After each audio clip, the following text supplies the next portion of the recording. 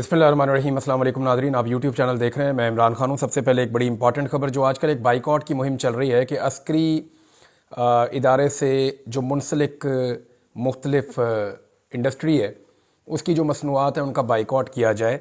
और उसमें बहुत सारी चीज़ें हैं, बड़े लंबे चौड़े नाम हैं। मुझे तो पहले आइडिया नहीं था कि इतनी सारी चीज़ें हैं जो माशाल्लाह से वहाँ तैयार होती हैं। मसनूआत इतनी ज़्यादा तैयार होती हैं, मुझे ये नहीं पता था, लेकिन बहुत ज़्यादा है। इसके पीछे बड़ी मेहनत लगती है और इतना तो किसी ने प्राइवेट सेक्टर में भी कभी किसी ने इतना ज़्यादा काम नहीं किया। लेकिन बड़ा ज़बरदस्त, बड़ा लंबा चौड़ा एक बिज़नेस है जो मैं देख रहा था।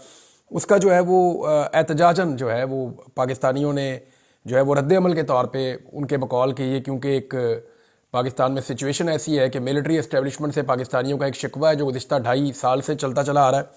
इमरान खान साहब की हमायती है पाकिस्तान ज़्यादातर, ख़ास तौर पे ओवरसीज़ पाकिस्तानी। तो वहाँ पे वो रद्द अमल के तौर पे उनका बाइकआउट कर रहे हैं। इमरान खान साहब की जानिब से कोई रद्द अमल अभी तक नहीं आया। मे बी उनके सामने जब ये सवाल रखा जाए तो वो उसके ऊपर कोई रद्द अमल दें या कोई उसके ऊपर बात करें, या हो सकता है कि उनकी अपनी जो एक सिविल नाफरमानी की तहरीक चल रही है ये उसका एक हिस्सा फ्यूचर में बने, या हो सकता है ना बने, या इमरान खान साहब एक डिफरेंट रद्द अमल दें। मुमकिन है वो ये कहें कि इससे कोई फ़र्क नहीं पड़ता, या मुमकिन है कि वो ये कहें कि ये करना चाहिए, या मुमकिन है कि वो ये भी कह दें कि इसको ना किया जाए। ये डिपेंड्स ऑन द सिचुएशन। ये इमरान खान साहब क्या कहते हैं इसके बारे में आप कुछ नहीं कह सकते। लेकिन मेरे पास खबर आई नवाज शरीफ साहब के हवाले से, ये बहुत इंपॉर्टेंट है। देखिए, बहुत सारे लोग इसके बारे में बात कर रहे हैं, सहाफ़ी इसके बारे में बात कर रहे हैं जो एस्टेब्लिशमेंट के करीब हैं, जो लोग एस्टेब्लिशमेंट के बिहाफ पे आकर धमकियां देते हैं वो लोग इसके बारे में बात कर रहे हैं, और उनकी बेचैनी ये बता रही है कि इसका इम्पैक्ट है।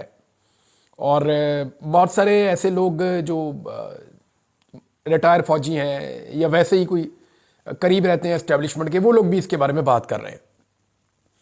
लेकिन आपने गौर किया कि नवाज शरीफ ने या उनके करीबी साथियों में से किसी ने इसके ऊपर बात नहीं की। क्यों बात नहीं की? ये हर छोटी सी चीज़ के ऊपर बात करते हैं। 9 मई के ऊपर दिन में मेरे ख्याल में पाकिस्तान में शायद ही कोई एक ऐसा दिन होगा गुज़िश्ता 1.5 साल में जब 9 मई के ऊपर इन्होंने बात नहीं की होगी। 10 मई से लेके अब तक कोई एक ऐसा दिन नहीं है जब इन्होंने 9 मई के ऊपर बात नहीं की। जिन्हें इदारे का इतना दुख और इतना दर्द है वो इस बाइकआउट के ऊपर बात क्यों नहीं कर रहे? आपने सोचा इस बारे में? मैंने इस बारे में सोचा। मैंने नून लीग के कुछ करीबी लोगों को छेड़ा, तो मेरे वहाँ बहुत सारे दोस्त भी हैं। जर्नलिस्ट के हर पार्टी के अंदर दोस्त होते हैं। आज भी पीपल्स पार्टी में, PMLN में बेहतरीन लोग मेरे जानने वाले हैं, मेरे अपने सोर्सेज हैं, उनसे मैं खबरें भी लेता हूँ। पाकिस्तान तहरीक इंसाफ में भी सोर्सेज हैं, वहाँ से भी मैं खबरें लेता हूँ। फजल रहमान साहब की पार्टी में भी 2-3 सोर्सेज मेरे हैं और वो भी अच्छी खबर मुझे बताते हैं, उनका बहुत शुक्रिया। लेकिन यहाँ पे जो है वो नवाज शरीफ साहब के एक बड़े करीबी दोस्त हैं, उनको मैंने कहा जी मियाँ साहब क्यों चुप है इस मामले पे? यहाँ पे तो मियाँ साहब को इसको मौके के तौर पे लेना चाहिए था। तो वो हंसना शुरू हो गया। उन्होंने कहा जी आप मियाँ साहब को अभी नहीं जानते। मैंने कहा जी क्या मतलब? कहते जी देखें बाइकआउट किसका हो रहा है? मैंने कहा जी जो फौजी मसनूआत है उनका हो रहा है। उन्होंने कहा जी कर कौन रहा है? मैंने कहा जी जो इमरान खान के हमायती हैं या ओवरऑल जो पाकिस्तानी हैं जो इस सारे सिस्टम से मुतनफ़र हैं वो कर रहे हैं। तो उन्होंने कहा इसमें नवाज शरीफ का क्या जा रहा है? तो मैंने सोचना शुरू किया। मैंने कहा जी आपका अलाइंस है, आपको हुकूमत बना के दी है। तो उन्होंने कहा जी नहीं, अपनी मजबूरी में किया है जो उन्होंने किया है। नवाज शरीफ भी उनकी मजबूरी है, यानी उनका ये सोचना है।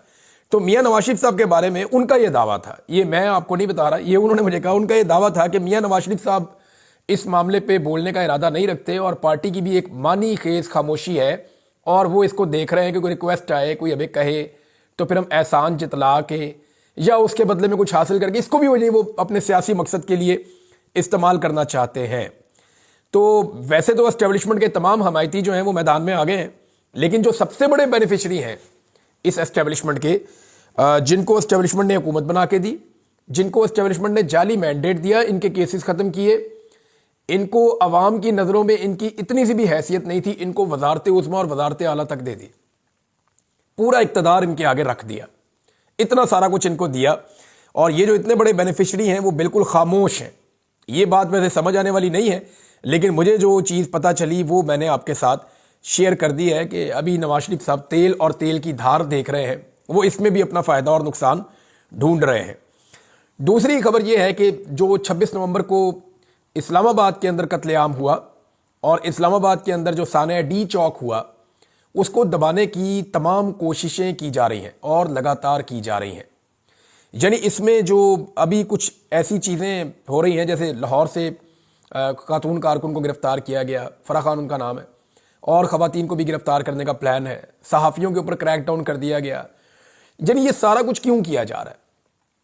یہ سارا کچھ اس لیے کیا جا رہا ہے کہ سب کو اپنی اپنی پڑ جائے، خبریں بدل جائیں، فوکس شفٹ ہو جائے اور 26 نومبر کو سارے لوگ بھول جائیں۔ لیکن اتنی بڑی تعداد میں کبھی صحافی روپوش نہیں ہوئے جتنی بڑی تعداد میں صحافی ابھی روپوش ہیں۔ 2 درجن کے قریب صحافی ہیں جو اپنے آپ کو خطرے میں محسوس کر رہے ہیں۔ یہ وہ تمام صحافی ہیں جنہوں نے آئی وٹنس کے طور پہ وہاں پہ رپورٹنگ کی تھی، اور انہوں نے لوگوں کو گولیاں لگتی ہوئی دیکھی بھی ہیں، اور انہوں نے بعد میں رپورٹ کیا بھی ہے۔ اب انہیں ان کے موقف کو بدلنے کے لیے کوشش کی جا رہی ہے۔ صحافی جو ہے وہ کوئی کہیں چلا گیا، کوئی کہیں چلا گیا، کوئی اپنے گاؤں میں چلا گیا، کوئی کسی اور علاقے میں چلا گیا۔ 2-3 صحافی ایسے ہیں جن کے گاؤں تک میں ریڈ ہوئی ہے، اور اتنا کبھی بھی صحافیوں کو پریشان نہیں کیا گیا، ستایا نہیں گیا۔ اس کے پیچھے جو ریزن نظر آ رہی ہے وہ یہ ہے کہ خوف پھیلایا جائے، اور بجائے اس کے کہ لوگ ڈسکس کریں کہ 26 نومبر کو اسلام آباد میں کس قسم کا مذاکر ہوا، اس کو ڈسکس کرنے کی بجائے یہ ڈسکس کیا جائے کہ اس وقت صحافیوں کے ساتھ بڑی زیادتی ہو رہی ہے، انسانی حقوق کی پامالیاں ہو رہی ہیں۔ حکومت توجہ ہٹانے کے لیے کچھ بھی بڑا کر سکتی ہے اس وقت ملک میں۔ یہ میں آپ کو پھر بتا رہا ہوں کہ حکومت 26 نومبر سے توجہ ہٹانے کے لیے اور بھی کچھ بڑا کر سکتی ہے اس ملک میں، اور سب سے بڑا ایونٹ تو یہ ہو سکتا ہے کہ عمران خان صاحب کو رہا کر دیا جائے۔ اگر عمران خان صاحب رہا ہو جاتے ہیں تو یہ تو ایک بہت بڑی خبر ہوگی پاکستانیوں کے لیے۔ عمران خان صاحب کے لیے جو آخری آپشن جو ان کے سامنے رکھا گیا تھا، آج میں وہ آپشن تفصیل سے آپ کو بتاؤں گا کہ ایکچولی عمران خان صاحب کے سامنے آپشن کیا تھا جو ان کو پیش کیا گیا تھا، اور اس آپشن کے اوپر عمران خان صاحب کا رد عمل اور ڈیمانڈ کیا تھی، وہ میں آپ کو بتاتا ہوں۔ لیکن پہلے آپ یہ دیکھیں کہ اوورسیز پاکستانیوں سے میں نے چند لوگوں سے رابطہ کیا، کچھ لوگوں نے میرے ساتھ رابطہ کیا۔ یہ وہ لوگ ہیں جن کی کال کے اوپر زیادہ لوگ نکلتے ہیں مختلف ممالک میں۔ وہ یہ بتا رہے ہیں کہ ان کے ساتھ لگاتار رابطہ کیا جا رہا ہے، پہلے دباؤ ڈالتے تھے، اب منتیں کی جا رہی ہیں کہ جو 26 نومبر ہے اس کے معاملے کو نیچے جانے دیں، اس کو دبنے دیں، اس کے اوپر زیادہ بات نہ کریں۔ اب یعنی یہ دباؤ بڑھ رہا ہے حکومت کے اوپر اور اسٹیبلشمنٹ کے اوپر، اور اوورسیز پاکستانیوں سے منت ترلا کیا جا رہا ہے، اور پاکستان میں بھی فوکس شفٹ کرنے کی کوشش کی جا رہی ہے کہ کسی طرح 26 نومبر کو جو لاشیں گری ہیں ان سے جان چھوٹے۔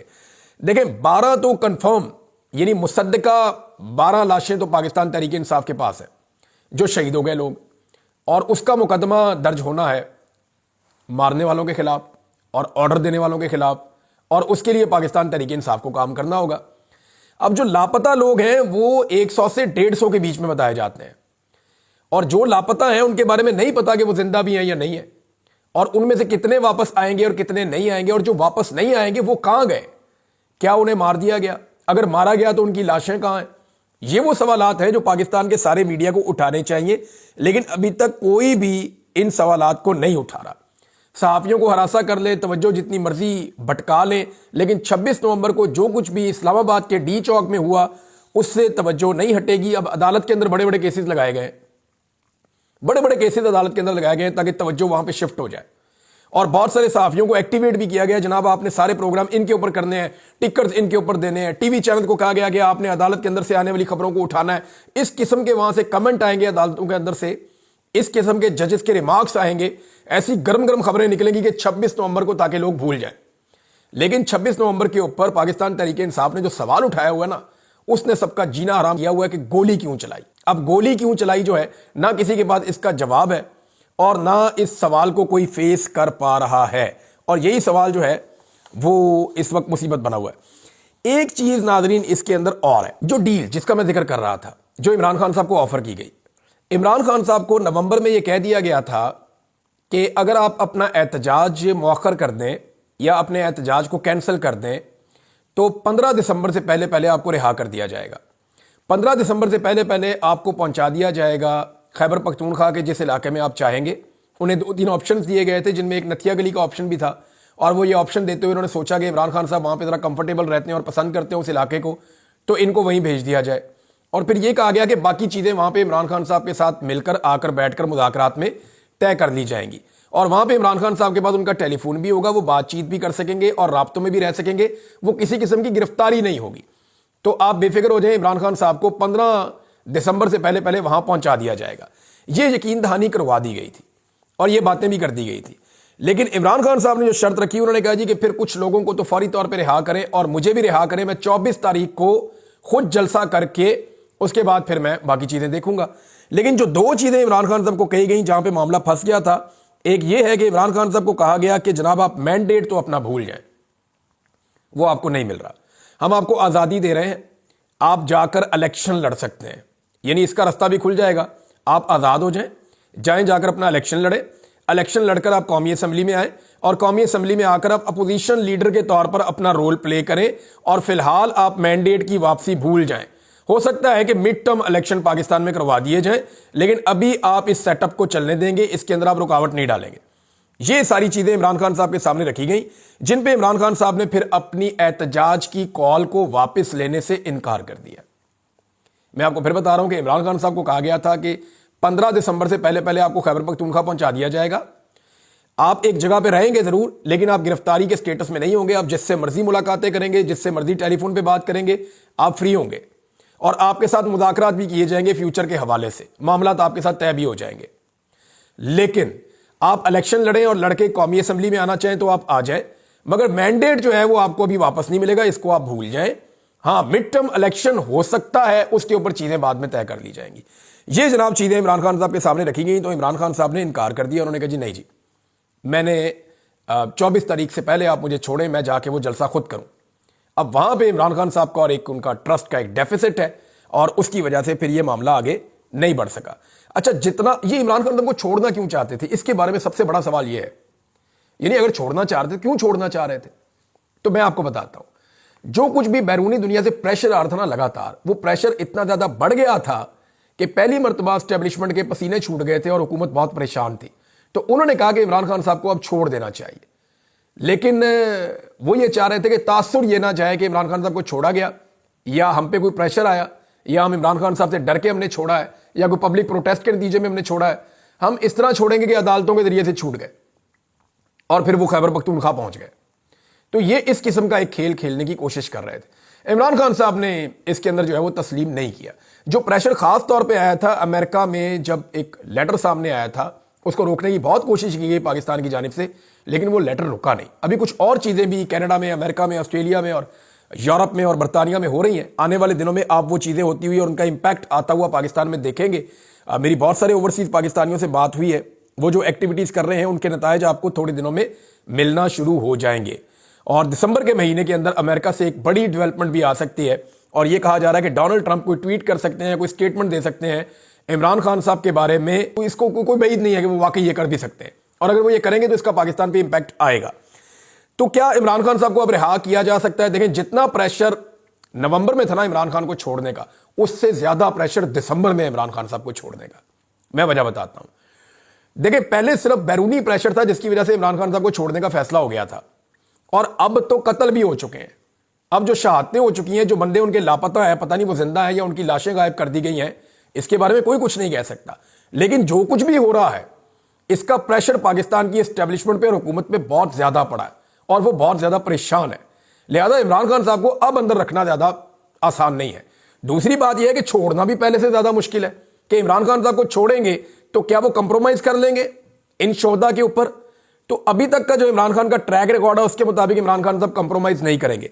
लेकिन पाकिस्तान तहरीक इंसाफ का जो ट्रैक रिकॉर्ड है वो बहुत अजीब है।